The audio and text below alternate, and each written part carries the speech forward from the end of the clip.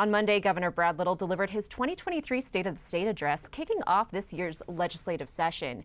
Joining me to discuss Governor Little's proposals are Chris Cargill of the Mountain States Policy Center and Alex LeBeau from the Idaho Association of Commerce and Industry. Briefly, I wanted to get your first reactions to his State of the State address. I'll start with you, Alex. I think it's a continuation of what he did during the special session and how he and the legislature have worked very diligently to improve the lot of Idahoans, and it was very bold, and we were very excited about how it went.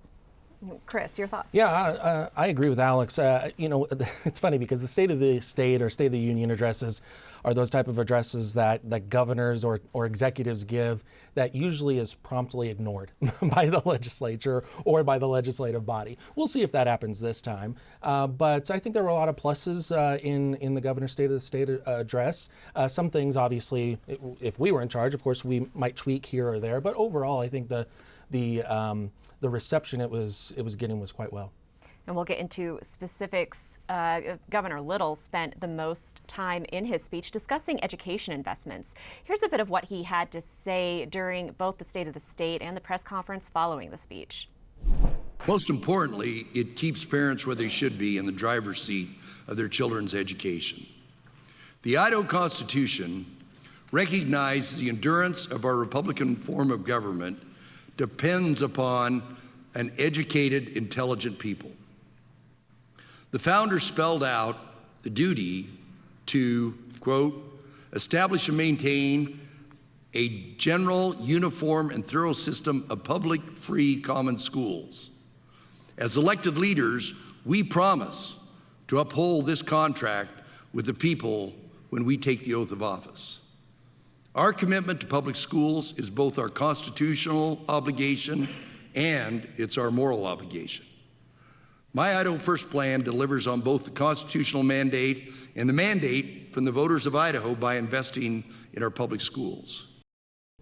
So we heard Governor Little in his speech really double down on support for public schools. And in a press conference after, he reiterated to reporters that, not only does his administration support public schools, but also he believes that there are existing school choice options built into our system right now. Chris, I wanted to get your thoughts on that part of his proposal. Yeah, that first part that he was referring to was the Empowering Parents program, which has been wildly successful. I mean, it's something that I think we agree that the legislature should try to expand. We might say expand even more than some folks want, but that program is a choice type program, very similar to stuff that's been tried in other states. And his proposal this year would make that program permanent. Exactly. To the tune of $30 million. Exactly. Yeah, and I think from our perspective, we're taking a look at it from the perspective of how we increase student outcomes, and putting parents in the driver's seats, like the governor said, is one way you do that. Again, we would like to see it expanded, perhaps even more than the governor wants to see it expanded. But overall, I think the education piece is important. I think one thing that we might have suggested is to try to put some metrics or some items in the speech that would say, okay, we're going to put this much money into K through 12 or public schools, and as a result of that, 5 years from now, our goal is going to be such and such. I think overall we think that was a positive way to address it, but hopefully the legislature will take a close look at that Empowering Parents program and try to see if they can expand it. The investment in public schools, Alex, what's IACI's take on that? Well, our organization was one of the few business organizations that actually were supportive of the Empowering Parents program with Senator Den Hartog and Representative Horman. Back when we were trying to give parents the tools and the opportunity to catch their kids up during the pandemic. It was a reaction to the pandemic at the time, so that if a child needed basic infrastructure, a computer so that they could log in, tutoring so that they could catch up, any number of different types of things that parents might see with their own children.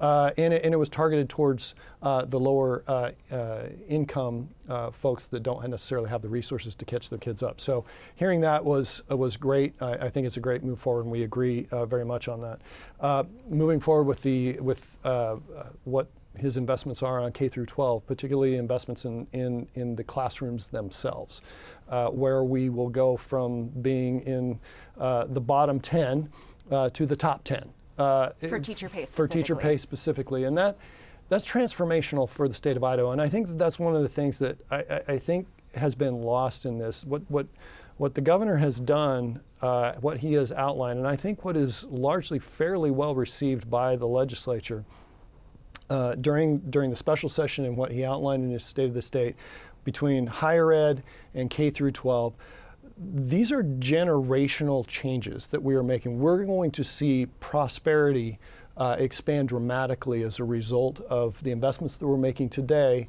in our children's and our grandchildren's future that really put Idaho, frankly, leapfrog Idaho well ahead of most of our peers that we have been. And frankly, for our organization and I think for many citizens, this is an exciting time to be around the state and be around the State House.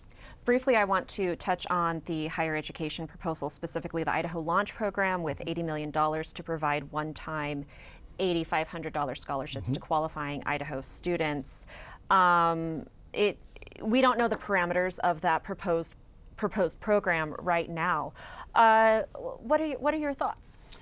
Well, obviously, this is all about trying to keep people and young people in the States and get them the training and education they need to hopefully make Idaho their home for the long term. I mean, that's the number one goal, is to make sure we have a workforce that can provide what we need for all of the businesses in the state. And so that program was an interesting proposal from our perspective. It's something that I think gives many college students perhaps a little pause if they're hearing that, hey, you might be able to get an $8,500 grant to help you pay for college here locally. And we'll see if the legislature approves that. Now, obviously, some of these things are going to be things that the legislature may not consider. Well, another thing that is very much on the mind of Idahoans is rising property tax bills. We got the legislative leadership's perspective on the property tax mentions that were in Governor Little's speech.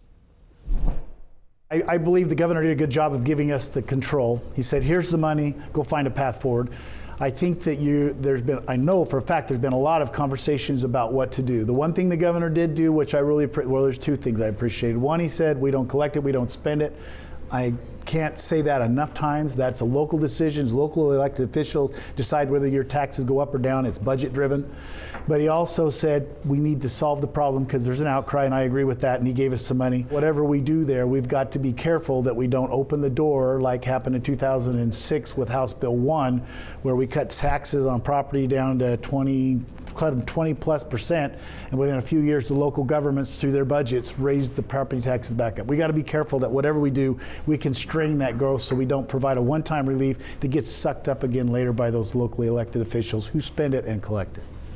If we are actually able to support these items in the governor's budget in terms of enhancing funding of education and some of these other items in infrastructure, we actually think it will have the side effect of pretty substantially reducing property taxes.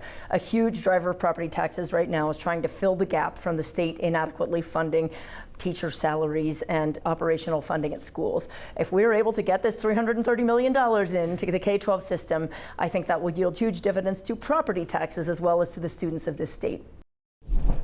So we know that the state government doesn't have that much control directly on property taxes, but they can work along the edges to help reduce those bills. Alex, what did you think about what the governor had to say? Well, the governor threw $120 million of red meat to the legislature and let them fight over it. So, this is going to be really interesting, I think, to see how this goes. One of the things that I appreciate about what Speaker Moyle said, and he and I have been involved in these discussions for a couple of, as long as I can remember. Local government needs to come to the table and put skin in the game, which is something they have not done in the past. There have been some half-hearted efforts, but just coming and saying, well, we need to expand the homeowners exemption, all you're doing is shifting the deck chairs on a sinking Titanic at that point. The thing that I would disagree with is the fact that the state does, in fact, align the structure. So the structure has to be considered from perhaps moving it from a budget-driven system to a revenue-driven system, because even if you look in 2008, when the state was in an economic downturn. Local government budgets still went up. The state reduced its budgets by 30%. There was nothing there there's nothing in the system right now that forces economic discipline. And the property taxpayers are right to be complaining about this, but just to shift the liability off on somebody else is not okay. But the local governments have to come to the table with something legitimate and put something on the table. And I think Speaker Moyle is right on target. And Chris, I wanted to get your thoughts as well. What did you like, and what didn't you hear that you wish you had heard? We're talking about in the state of the state. With taxes specifically. Yeah, I mean, the whole issue on taxes, obviously, I think one thing that is kind of hidden sometimes is assessments are a big part of this. I mean, in some other states, what they're doing is taking the step to freeze assessments on folks who are on fixed income or folks who are 65 years of age and older. So that's one thing that this legislature may want to consider as well. In terms of what I wish we would have heard a little bit more of in the governor's speech, I mentioned the mechanisms whereby we would know for sure if the education increase in funding is working. I think the other thing that we would probably like to see a little bit more of is the conversation regarding taxes in general. How are we going to try to get more money back in the hands of citizens? Obviously, we had the special session back in September that lowered the income tax rate as well, but some other states are now moving ahead of Idaho in terms of their income tax rates. Something we'll for sure keep an eye on as we move forward. Improving transportation and infrastructure has long been on Little's to-do list. Here's what he had to say on Monday. Investing in local roads and bridges is property tax relief.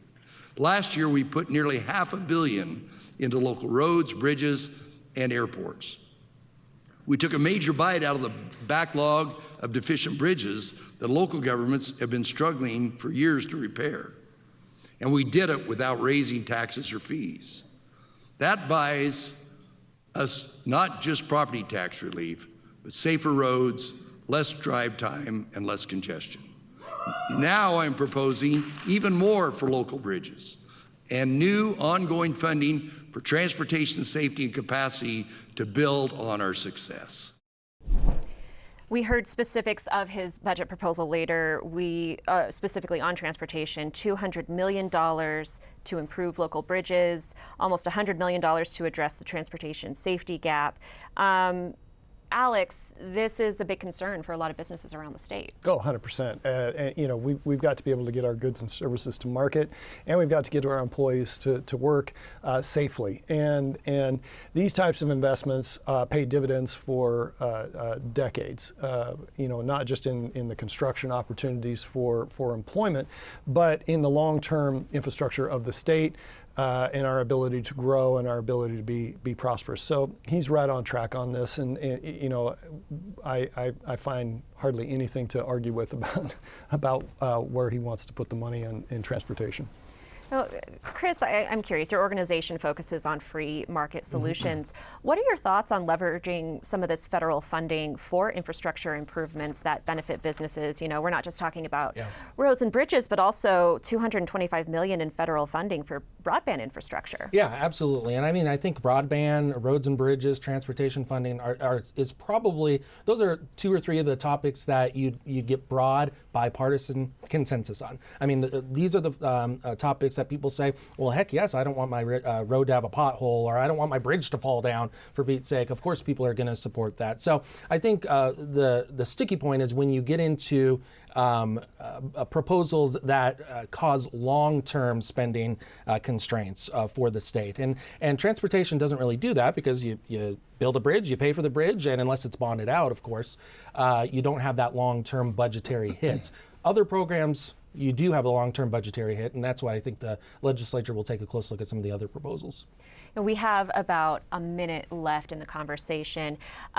This was obviously a broad overview of so many different proposals that Governor Little had. Alex, what were some other things that you'll be keeping an eye on this legislative session?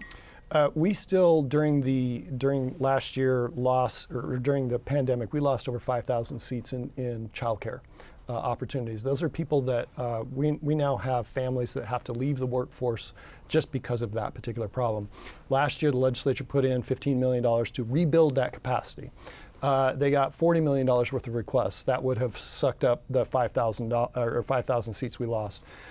To put another 15 million in is what we'll be asking for. Still not going to catch us up to where we were prior to the pandemic, and we were even behind then. So I think that's going to be a big one for us. Chris, in 10 seconds, what are you going to be keeping an eye on? There's going to be a bunch of education choice bills, and I'm curious to see what they look like, what states they model after, and we'll have a huge discussion about that over the coming weeks. We will be keeping an eye on that as well. Chris Cargill, Alex LeBeau, thanks so much for joining us, and thank you for watching. We'll see you next week.